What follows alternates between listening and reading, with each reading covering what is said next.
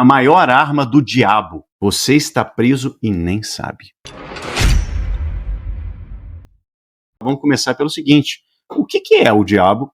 Como que funciona isso? E qual que é essa arma, né, que ele é utilizado? Primeira coisa que a gente tem que entender sobre a questão do diabo é que não existe um cara vermelho com chifre e que vai destruir a sua vida e que fica falando no seu ouvido essas coisas. Não é literal, mas existe um diabo. E diabólico significa aquele que separa.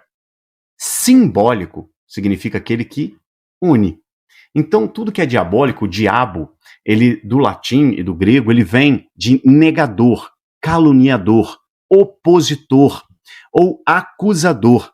É aquele que nega, é aquele que acaba tirando você da sua origem, acaba fazendo essa divisão de você, do seu eu, para a ideia que você tem de si. Lembra que eu falo sobre quando a Eva conversa com a serpente, né, no Éden, conversa com uma cobra lá, e essa serpente faz ela comer do fruto proibido, ou seja, uma imbecil, né? Ela não comeu uma maçã, ela comeu um cogumelo alucinógeno para conversar com uma serpente. Então, o que quer dizer essa parábola e não literal? Quando a Eva, que na verdade não é uma mulher, mas sim o feminino que está ligado ao nosso subconsciente, então nós temos o consciente, Adão, e o subconsciente. O subconsciente, quando come do fruto proibido, do conhecimento do bem e do mal, isso tem que ficar muito claro. Quando come do fruto proibido, do conhecimento do bem e do mal, não fala que é uma fruta, não fala que é uma maçã, não tem isso. Mas o conhecimento, o fruto proibido do conhecimento do bem e do mal. Não só do conhecimento, mas do conhecimento do bem e do mal. Ou seja, neste momento, eu julgo que existe bem e mal, porque eu comi do fruto do conhecimento do bem e mal, então eu julgo que existe bem e mal. E automaticamente, o que acontece? Eu julgo, eu comparo, eu critico, eu comento, especulo e avalio para ver se está dentro do meu conceito de certo e errado. Está na minha lista? Está na minha lista de certo e errado, de perfeito, de maravilhoso, de correto? Não está? Então, eu fico muito revoltado, chateado, com raiva, com medo, ansioso, e eu vou para o inferno por causa disso.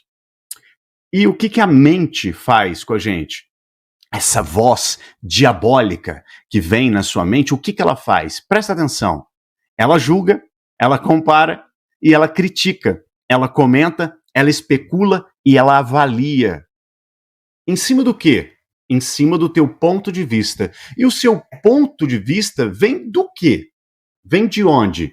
De tudo que você viu, ouviu e sentiu durante toda a sua vida de outras pessoas, informações de outras pessoas que trouxeram para você essas informações e você tem elas como crença, como certeza, que isso é chamado de paradigma. Paradigma é um conjunto de programações mentais. Essas programações agem automaticamente. Você nem precisa pensar. E por isso que eu digo, você não pensa, você reflete. Reflete as informações que foram colocadas no seu subconsciente. Se você buscar a etimologia da palavra, assim como o próprio pecado, pecar é errar o alvo. Pecar não significa desagradar Deus, não significa que você fez uma coisa errada diante de Deus, mas significa pecar. Os arqueiros antigamente, quando soltavam uma flecha em direção a um alvo, e eles não acertavam aquele alvo, eu pequei, eu errei o alvo. Então, quando você tem o pecado original que vem em Gênesis, que diz que quando a Eva, o subconsciente, come do fruto proibido do conhecimento do bem e do mal, ela perde a intimidade com Deus, que é a sua essência. E quando ela perde a intimidade com Deus, ela está fadada aos sofrimentos mundanos, aos sofrimentos da vida. Por quê? Porque ela agora se identifica com o conhecimento. Ela se identifica com a ideia que ela tem de si mesmo. E por isso, tanto ela quanto Adão são expulsos. Ou seja, você, a tua essência, vai junto porque você se perdeu da sua essência. Por isso que Deus fala, Adão, onde você está? O que é isso? Deus teve Alzheimer? Não. É porque Deus, quando pergunta para ele sobre essa questão, é porque ele se afastou de Deus, e não Deus que se afastou dele, mas ele se afastou de Deus. Ele se afastou da essência, entendeu? Porque Deus é onipresente, onisciente e onipotente, então saberia exatamente onde Adão estava, não precisava perguntar. Mas é uma parábola, é um ensinamento para que você entenda que quando você come do fruto proibido, que está, imagina ali, a serpente, ela rasteja onde? Na terra. Então todas as informações terrenas, elas vêm como informação para você, e você tem que entender que nada disso é você. Que você não é o seu corpo, você não é a sua mente, você não é o seu pensamento, você não é a ideia que você tem de você. Então você imagina só, essa mente que tem um monte de informações que foram colocadas no seu subconsciente, ela pressupõe e antecipa situações o tempo todo, sem parar. Ela te tira o sono, ela cria a sensação de medo, ansiedade, sofrimento e de falta, como se faltasse alguma coisa. Produz ansiedade, preocupação, culpa e uma angústia terrível.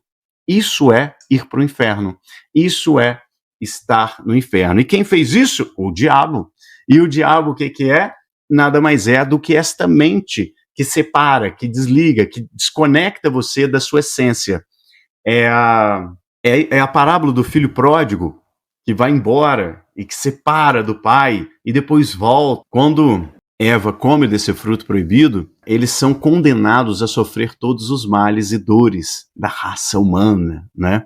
Tudo que a gente sofre, todos esses sofrimentos, ele vem da falta de entendimento da sua essência. Ele vem dessa desconexão, ele vem dessa ideia que você criou de si em cima das informações que foram colocadas em você durante toda a sua vida. Mas você não é essas informações, você não é o teu corpo, você não é a sua mente, você não é os seus pensamentos.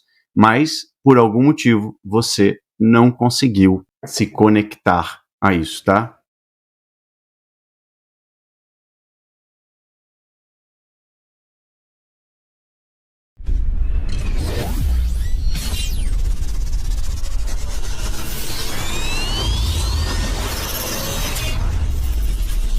Indomar.